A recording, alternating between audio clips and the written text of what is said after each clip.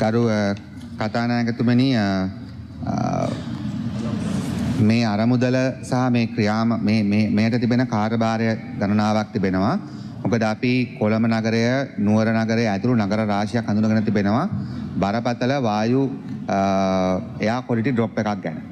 එතකොට වායුවේ තත්ත්වය හොඳ නැහැ. ඒකට ප්‍රධාන හේතුවක් තමයි වාහන. එතකොට පොදු ප්‍රවාහනයේ දියුණු නොවීමත් බලපාලා තිබෙනවා. ඒ නිසා මේ අරමුදලකින් මෙහෙම වායු විමෝචනය පරීක්ෂා කරන එක අත්‍යවශ්‍යයි. ඒක ක්‍රියාත්මක කිරීම සිද්ධ වෙන වැරදි නිසා ඒ අරමුදල හෝ ඒ අරමුණු වැරදි වෙන්නේ නැහැ. ඕනම ආයතනයක ක්‍රියාත්මක කිරීමේදී වැරදි වෙන්න පුළුවන්. ඒ නිසා මට කියන්න තියෙන මූලික කාරණේ ඒක. ඒ වගේම මේ අරමුදලෙන් මෙන්න මෙවැනි දේවල් කරනවා.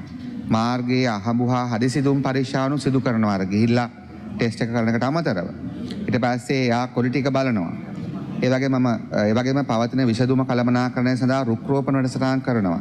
කරු කතානායකතුමනි මම උදාහරණයක් කියන්නම්. අපි ට්‍රාන්ස්පෝර්ට් සේෆ්ටි වැඩසටහන යටතේ අපි දකිනවා මේ ට්‍රැෆික් ලයිට්ස් ළඟ ඒවයි අර අංක තත්පර ගණන දාලා තිබුණ නැති නිසා කවුන්ට් ඩවුන් සිස්ටම් එකක් නැති වුණාම වෙන්නේ අපි ඒ තැන්වල වාහන හරිම මේ නොවේසෙල්ලෙන් ඉන්නේ. මෝටර් සයිකල් නම් ඔක ඇක්සලරේට් කර ඉන්නේ. වාහන දන්නේ නැහැ ඊළඟට ලයිට් එක පත් වෙන්නේ කීයටද කියලා.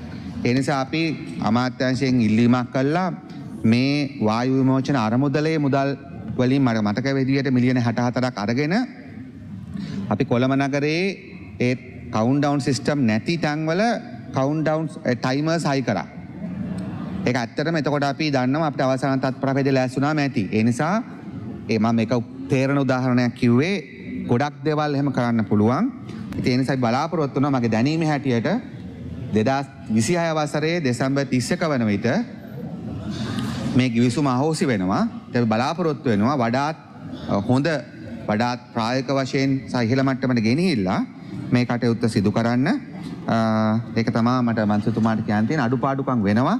නමුත් අඩුපාඩුකම් වෙද්දී වුණත් මේ අරමුදල සහ මේ පර්පස් එක වැදගත්.